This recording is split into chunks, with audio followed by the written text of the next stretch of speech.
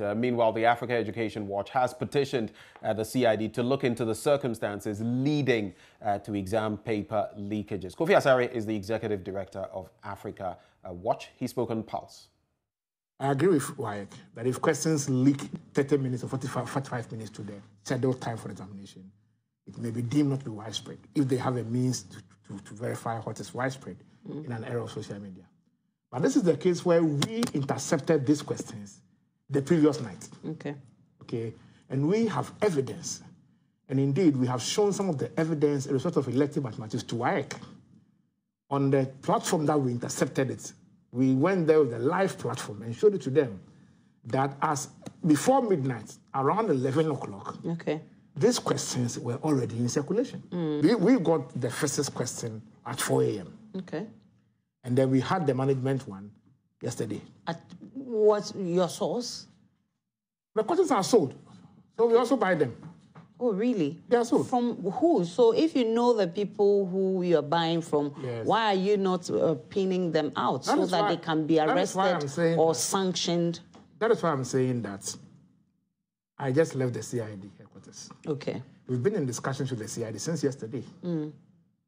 Because we have been monitoring the WASSCE and the activities of question marketers and people who have been doing the business on the ground for over 2 months now. 1 month before WASSCE started. You understand? But the issue is that when you package the evidence and you take it to WAEC will say the questions circulated minutes before the examination. When we got the questions, where people are actually buying the questions on platforms with over 100,000 subscribers on 10 hours before. So we have given all the evidence we have to the CID that it should investigate. And then our interest is that we want to ensure that the people within WAEC system, some bad elements, who are taking advantage of their positions in the system, especially between the depots and the schools, are dealt with, whether it's from WAEC, whether it's from GES.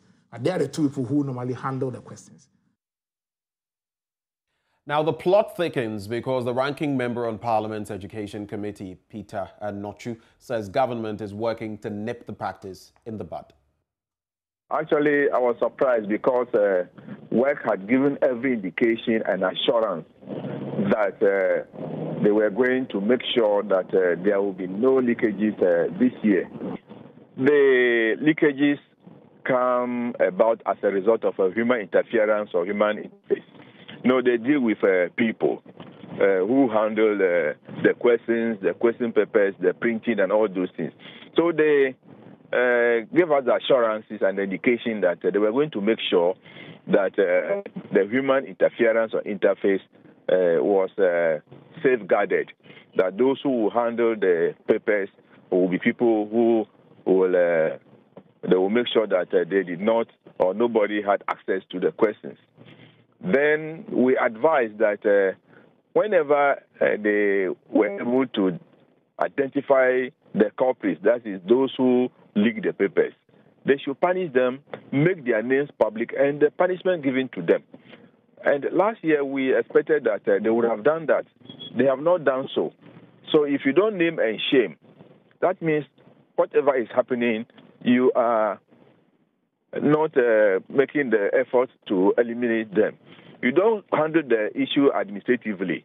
You can hand them over to the police to prosecute and any other thing that will be meted out to them. But if they continue to keep the names to themselves, the punishment they meted out to the people to themselves, this will continue. It will not deter others from doing the same. And that is Peter Nochu, ranking member on the Education Committee of Parliament. We take a breather. We bring you more stories on JoyNews Desk. Do stay.